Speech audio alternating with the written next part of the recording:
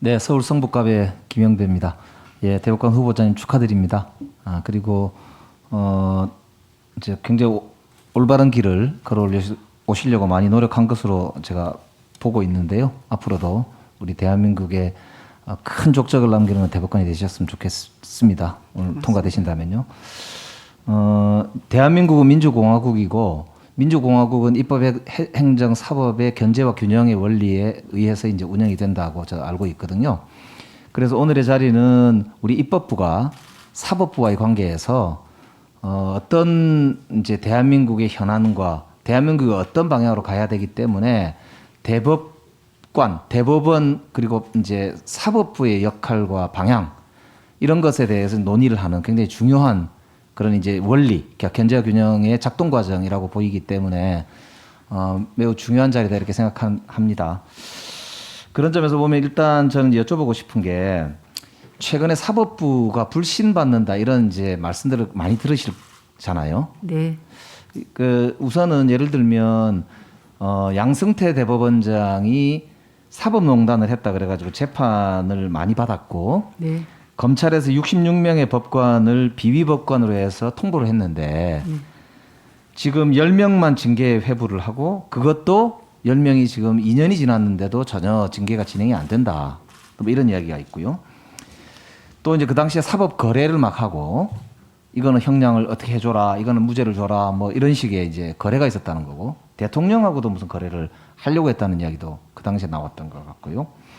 거기다가 이제 보면은 심지어는 강제징용이나 뭐 이런 거 위안부 관련해서도 엇갈린 판결들이 나오는데 그것도 도저히 국민의 눈높이에는 안 맞는 상식과는 안 맞는 그런 데다가 대법원의 판례하고도 어긋나는 거기다가 판결문 내용도 보면은 굉장히 자기가 외교관인 듯한 혹은 아니면 자기가 무슨 교수인 듯한 혹은 정치인인 듯한 이런 용어들이 막 등장을 하면서 국민 불신을 자초하고 있다고 그렇게 이제 보여요. 그리고 성폭행범에 대해서도 뭐 심지어는 어떤 경우를 보니까 진범은 2년 6개월을 나중에 받았는데 그 앞에 누명을 썼던 아버지는 6년을 이제 징역을 막 선고를 하고 그 이유도 보니까 열심히 변호를 안 했다 이렇게 얘기를 하는 게 이제 보도가 된 걸 봤습니다.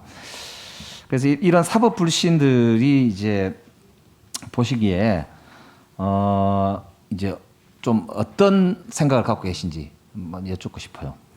네, 위원님께서 사법부의 현재 신뢰가 의심받고 있는 상황에 관해서 염려해 주셔서 저도 여러모로 송구하다는 말씀을 드립니다. 먼저 그 징계 물어보신 분은 제가 뭐 하나하나 답변하실 필요는 없고요. 네. 그렇습니까? 예, 예. 네, 여러모로 송구하게 생각합니다. 다만 그 하급심에서 위안부 사건 판결 등에 관해서 결론이 다른 부분은 아무래도 이제 소멸시효나 이런 부분에서 법리적인 판단이 좀 다른 면이 표출되고 있는 것 같고 상고심에 와서 피해자들의 피해 구제를 신중하게 생각해서 소멸시효에 관한 법리가 잘 정리될 거라고 기대하고 있습니다. 예. 네.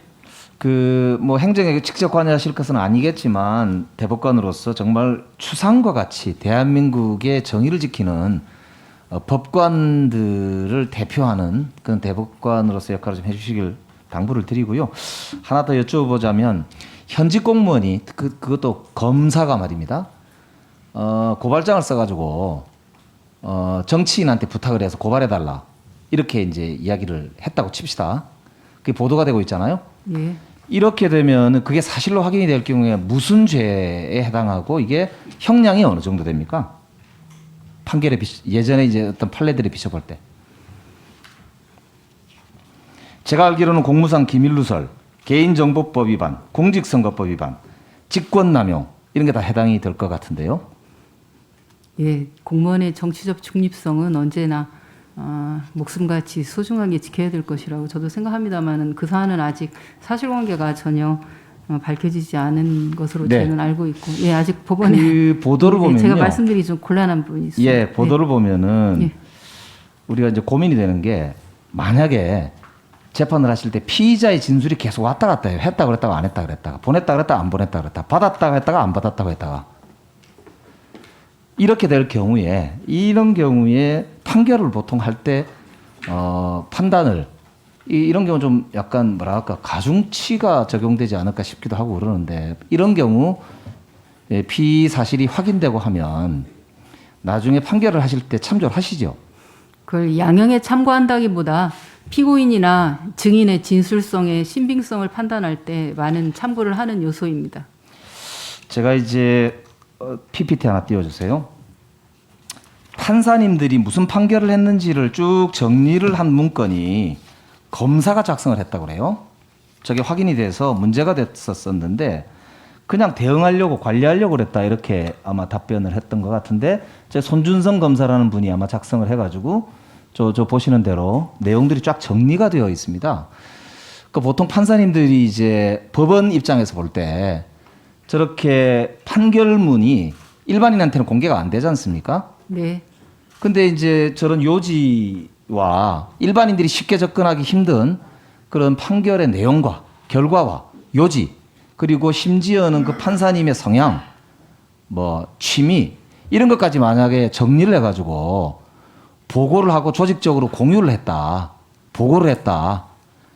그 작성하는 게 취미로 작성하지는 않았을 테니까요. 공조직의 공무원이니까 공무 시간에 그 컴퓨터를 활용해서 자기 직원들을 동원해서 회의를 열어가지고 했을 거 아닙니까, 그죠? 공유도 그렇게 했을 거고 보고도 했을 거고요. 그럼 이런 행위가 이 판사 입장에서 보실 때 어떻게 보이십니까? 법관의 독립성 문제는 아무리 강조해도 지나침이 없다고 생각합니다. 법관 스스로도 조심해야겠지만 외부 기관에서도 그에 맞는 만약에 국정원이 조치가 저런 일을 했다고 필요하다고 그러면 어떤 생각합니다. 일이 생겼을까요? 그건 제가 답하기는 좀 어려운 것 같습니다. 그런 가정적인 말씀은 제가 좀 어렵습니다. 네, 김영배 의원님 수고하셨습니다. 다음은 김형동 의원님 질의해 주시기 바랍니다.